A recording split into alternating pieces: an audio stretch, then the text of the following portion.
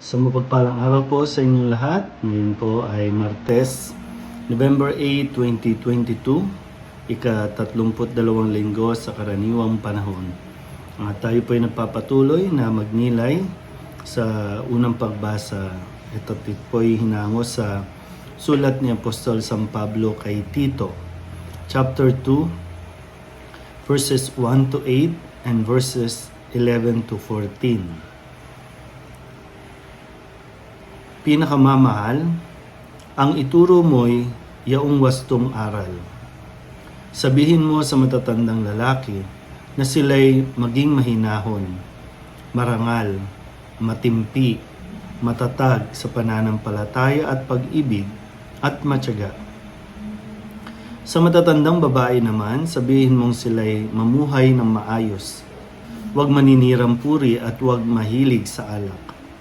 Magturo sila ng mabuti upang maakay nila ang mga kabataang babae na magmahal sa sariling asawa at mga anak. Ang mga babaeng ito ay kailangan din nilang turuang maging mahinahon, malinis ang isipan, masipag, mabait at masunurin sa kani-kanilang asawa upang walang masabi laban sa salita ng Diyos. Pagbilinan mo rin ang mga kabataang lalaki na sila'y magpigil sa sarili. Sa lahat ng paraan, magpakita ka ng magandang halimbawa. Maging tapat ka sa iyong pagtuturo at huwag mo itong aariing biro. Wastong pangungusap ang lagi mong gagamitin upang hindi mapintasan ni naman ang sinasabi mo. Sa gayon, mapapahiya ang ating mga kalaban sapagkat wala silang maipaparatang sa atin.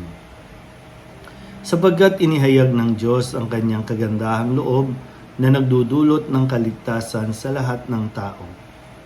Ito ang siyang umaakay sa atin upang talikdan ang likom pamumuhay at damdaming makalaman. Kaya't makapamumuhay tayo ngayon ng maayos, matuwid at karapat-dapat sa Diyos, samantalang hinihintay natin ang ating inaasahan, ang dakilang araw ng pagpapahayag o paghahayag sa ating dakilang Diyos at tagapagligtas na si Jesucristo sa gitna ng kanyang kaninningan.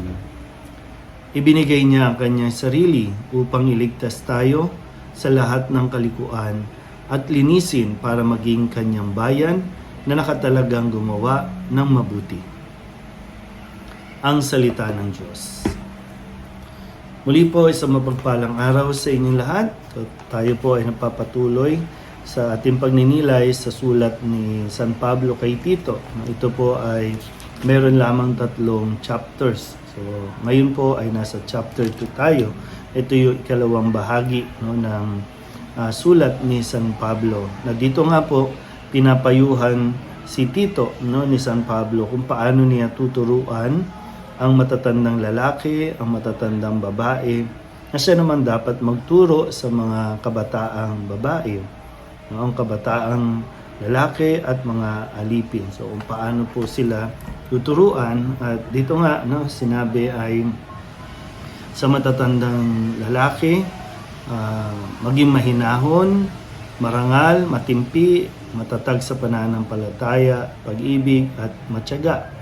Sa matatandang babae naman ay huwag maninirang puri at huwag mahilig sa alak. Magturo sila ng mabuti at umakay upang maakay ang mga kabataang babae na maging mapagmahal sa sariling asawa. So sino man po ang nakikinig dito sa ating pong pagninilay, kung sakasakali po na ikaw ay kabilang na sa hanay ng mga matatandang lalaki, matatandang babae, tayo kahit papano sabihin na nating mature na pagdating sa edad. Pero yung tanong nga lagi ay hindi importante yung tayo po ay tumatanda sa edad. Ang mahalaga, tumatanda tayo ng may pinagkakatandaan. In reality po, may mga matatanda na kainis-inis kausap, may matatanda na ginagamit ang kanilang katandaan para bang sila yung masunod, sila yung maging bida, no? Parang minsan yung mga linyahan na matanda na kami, tumanda na kami dito kaya alam na namin. Yung mga ganun po bang mga linyahan, no? Matanda na kami, alam na namin kung ano, kaya kami dapat ang inyong pakinggan, kami dapat ang inyong sundin. Pero yung tanong nga, tugma ba ang kanilang pagkakatanda sa nakikita natin sa paraan ng kanilang pamumuhay, paraan ng kanilang pagsasalita o pakikipag-usap, lalo tigit sa mga bata-bata, no? Sa mga kabataan. Gaya nga ng nabanggit ko kahapon, no? Magkakaroon ba tayo ng kredibilidad sa atin pong pagsasalita? Kasi mahirap po yung i-impose mo lang na dapat kang sundin, dapat kang tularan kasi ikaw yung matanda, no? Kaya nga ang sabi nga din, no, sa bahagi ng ating aklat na ang pagtanda ay isang biyaya, no? Pero nagiging biyaya ba tayo para sa mga kabataan? Kasi inaasahan nga na kapag tumatanda na, meron na tayong karunungan o yung wisdom na, di ba, tayo yung takbuhan, na pwede tayong magpayo, tayo yung pupuntahan nila kung sakaling nalilito sila sa kanilang mga desisyon. Pero muli, no, itatanong ko po, tayo ba talaga ay nagiging credible? So muli, no, hindi lang dapat sa edad tayo tumatanda. No, mahalaga na nakikitaan tayo ng, sabihin natin, mga simbolo ng katandaan. Tayo ba ay marunong na magpigil sa sarili, yung disiplina ang ating mga sarili, yung pagsasalita ba natin talaga ay nagiging maayos at kaaliw-aliw, no? Kaaya-aya sa pandinig ng mga kabataan. So muli, ito ay isang hamon para sa ating lahat, lalo tigit sa mga may edad na, no, na suriin ang ating buhay. Nang sa ganon, wala man tayo sa mundong ito, maiiwan sa kanila ang ating pong mga halimbawa, ang mga aral na ibinigay natin sa kanila. Muli, isang mapagpalang araw sa inyo.